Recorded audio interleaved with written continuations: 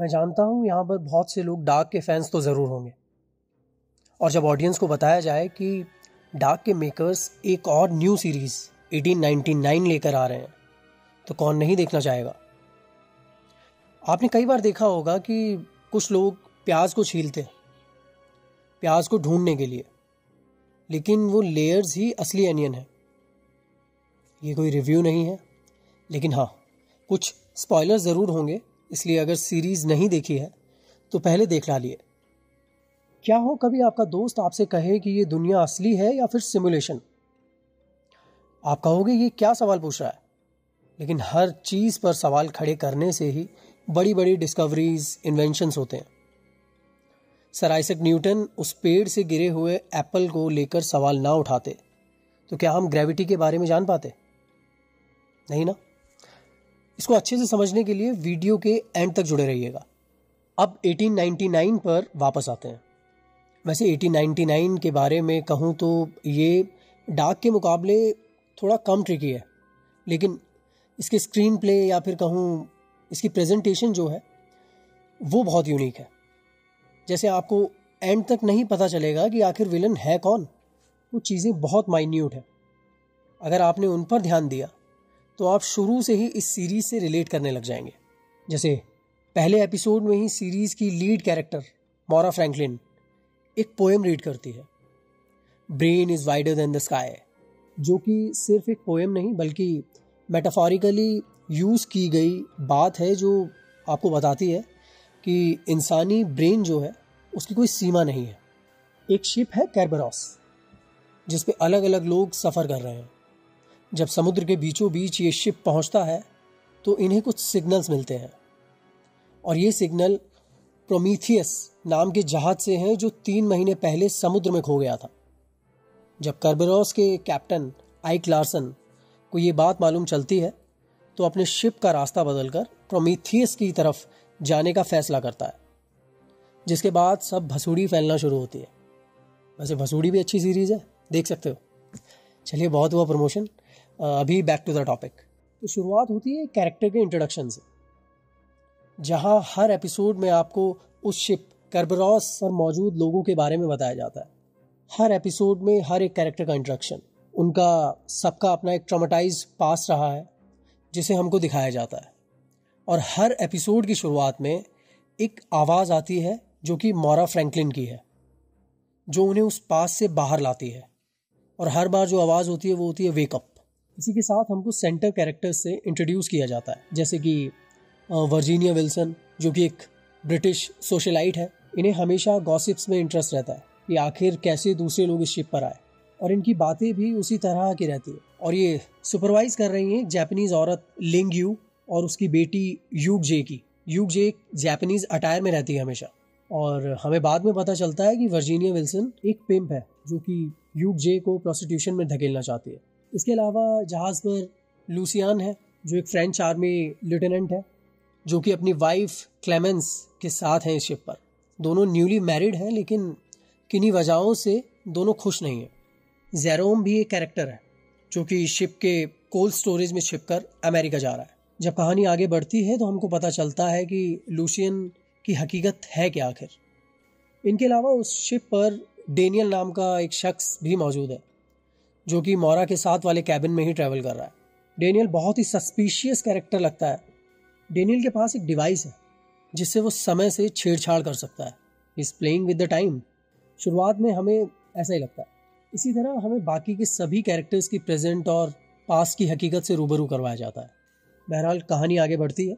Ship के captain आइक Larsen का भी एक ट्रॉमेटाइज्ड पास्ट है, जिसमें उसकी वाइफ और दोनों बेटियों ने जलकर आत्महत्या कर ली थी। ये इंसिडेंट उसे रह रह कर दिखते हैं।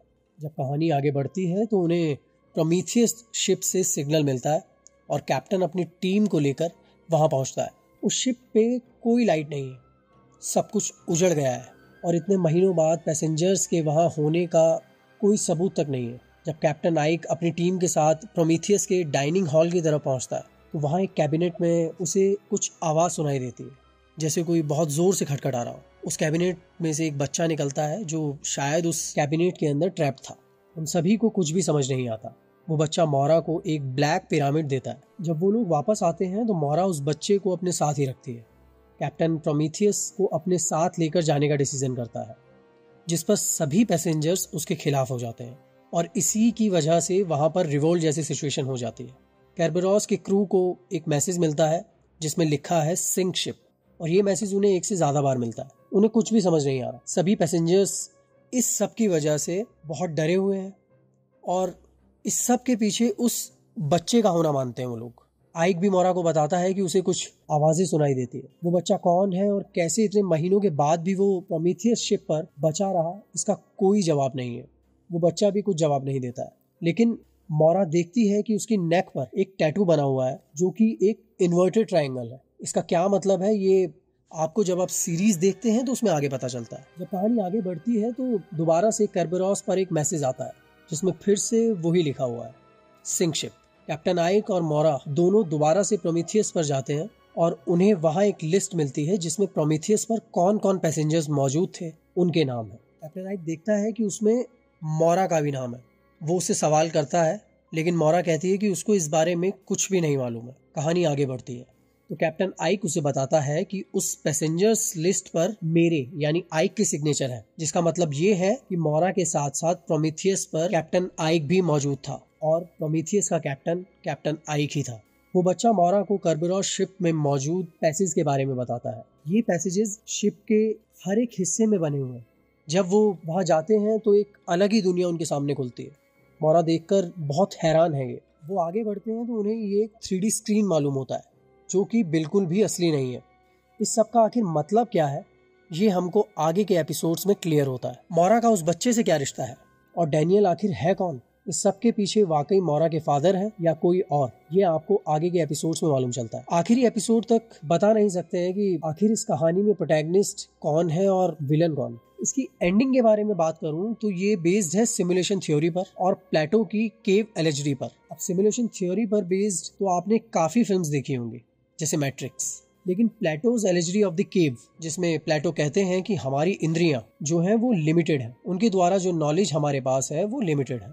अगर हमें बेड़ियों से बांध दिया जाए तो ऑब्वियस सी बात है कि हम उस कमरे से बाहर नहीं निकल सकते। मान लो अगर केव में बचपन से ही कुछ इंसानों को बंद कर दिया जाए, उनके पीछे आग जल रही है और इस आग से कुछ दूसरी तरफ दीवार पर जहां वो लोग बैठे हैं और देख रहे हैं कुछ शेडोज बन रही हैं, तो ये कैद इंसान हर उस परछाई को असली मान लेंगे जो उन्हें दिख रही है। उसके पार वो कुछ नहीं सोचेंगे। लेकिन हकीकत क्या है?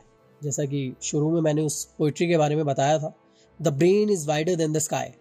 अब मान लो उनमें से एक इंसान पलट कर पीछे जल रही आग को देखता है और उस आग की तेज रोशनी उसकी आंखों में बहुत चुभने लगती है और तब तक वो मान चुका होगा कि जो वो शेडोज, वो परछाई जो वो देख रहा था दीवार पर इतने सालों तक, वही असली दुनिया है, ये आग नहीं। और तभी वो उस केव से बाहर निकलना ही नहीं चाहेगा। इस एलर्जी को अगर मैं बहुत बेसिक तरीके से समझाऊं तो जैसे हम अपनी जिंदगी में बेसिक एजुकेशन तो हासिल कर लेते हैं, लेकिन हमें कभी इसके सही मायने, इसकी इंपॉर्टेंस नहीं पता चल पाती है। हमने सीखा तो बहुत कुछ, लेकिन उन्हें इम्प्लीमेंट नहीं करना चाहते हैं। प्लेटो की इसी केव एलर्जी थ्योरी पर यह सीरीज बेस्ड है। 1899 से मतलब ये है कि 1899 वो साल था जिसमें सिमुलेशन का बहुत सा हिस्सा होना शुरू हुआ और जब मौरा जागी तो वो ईयर था 2099। अब देखने वाली बात ये होगी कि ये ईयर 2099 जो हमें दिखाया गया ये भी हकीकत है या फिर एक और सिमुलेशन जो कि मौरा के भाई ने क्रिएट किया है। आपको क्या लगता है? कमेंट कीजिएगा। और अगर आपको ये वीडियो पसंद आया हो तो लाइक, शेयर, सब्सक्राइब जरूर कीजिएगा। जल्दी मिलेंगे वर्ल्ड सिनेमा की और भी फिल्म्स और सीरीज को लेकर। तब तक सिनेमा देखिए और जीवन को बेहतरीन बनाइए।